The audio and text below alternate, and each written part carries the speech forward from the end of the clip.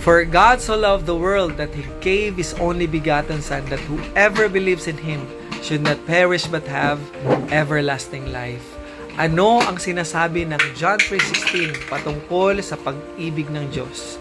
Una, God's love is extraordinary. Just think about this, my friend. Ang Diyos na makapangyarihan sa lahat, ang Diyos na walang simula at walang hanggan, ang Diyos na nakakaalam ng lahat ng mga bagay, ang Diyos na lumikha ng lahat ng bagay ay umibig at inibig niya ang taong makasalanan na tulad mo at tulad ko. Amazing love po. Extraordinary love for you and for me. So pangalawa, ang pag-ibig ng Diyos ay extravagant. Pag sinabi nating extravagant, pag nagbigay ay hindi siya tipid, abundant. Ang Diyos po nagbigay ng mga napakaraming mga biyaya at pagpapala sa atin. But the greatest gift of all is the Lord Jesus Christ. He gave His only begotten Son. Wow! Praise God po, napakadakila ng kanyang pag-ibig sa atin lahat dahil hindi niya po inutusan yung mga anghel, hindi rin po tayo binili ng mga ginto o ng lupain o ng kung mga anumang mga precious stones or anumang mga bakahan o lupain sa mundong ito. Binigay niya po yung pinakamahalaga, binigay niya yung kanyang buhay para sa ating lahat. Si Jesus Christ pumarito sa lupa para po ipamuhay yung perfect life na hindi natin kayang gawin. Namatay siya doon sa krus to pay the debt that we could not pay. He was buried, and on the third day, ito po yung dakilang balita sa lahat. Si Jesus po ay bumangon mula sa libingan.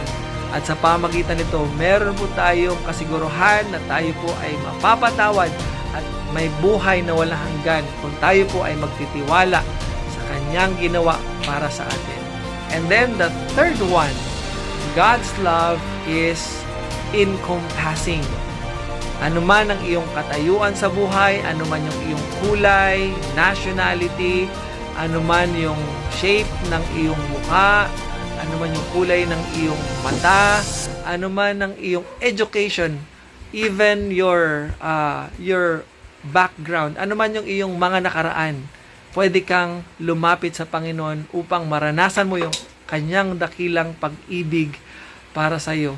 Sino mang lalapit sa Diyos ay kailanman ay hindi niya tatanggihan kasi ang gusto ng Panginoon na tayo po ay lalapit sa Kanya, tatalikod sa kasalanan upang maranasan natin yung peace, yung joy ng pagkakaroon po ng relationship sa Diyos. So, ang pag-ibig po ng Diyos ay encompassing. Ito po ay para sa lahat. Wala po siyang tinatangi.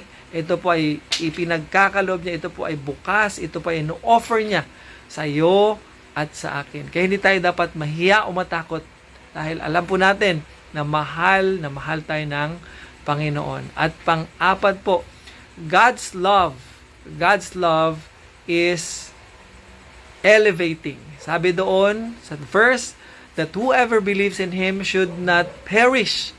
Kailanman po ay hindi mapapahamak. Yan. Sino man magtitiwala sa Panginoon, ang pangako niya po ay hindi mapapahamak. Bakit ba tayo mapapahamak? Kasi po nagkasala tayo. Dahil po sa kasalanan, tayo po ay nahiwalay sa Diyos. Ang tawag po dyan ay death.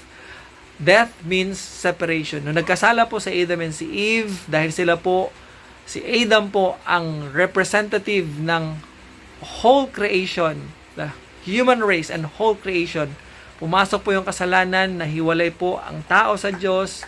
Yung creation po was under the curse of God. Kaya naranasan natin yung lahat ng mga problema, ng kung ano-ano mga sakuna, ng mga sakit, is because yung buhay po sa mundong ito na nasa ilalim po ng curse because of sin ay pababa.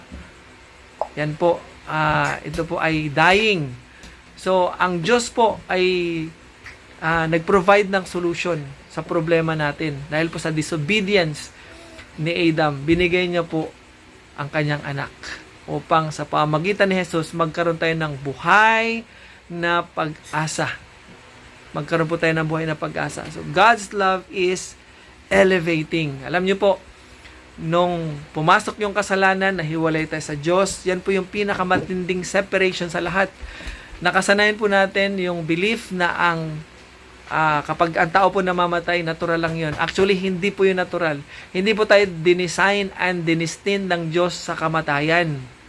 God destined us to be with Him, to enjoy life with Him. Pumasok po yung death because of sin. And sabi po ng Romans, yung death na ito inaipasa sa lahat ng tao dahil po sa pagsuway ng isang tao at sa pamagitan naman ng righteousness, ng obedience ng isang taong matuwid, yan po ay tumutukoy kay Jesus Christ. Pumasok naman po ang buhay. Buhay na walang hanggan. Buhay na sagana at ganap, sabi po ni John.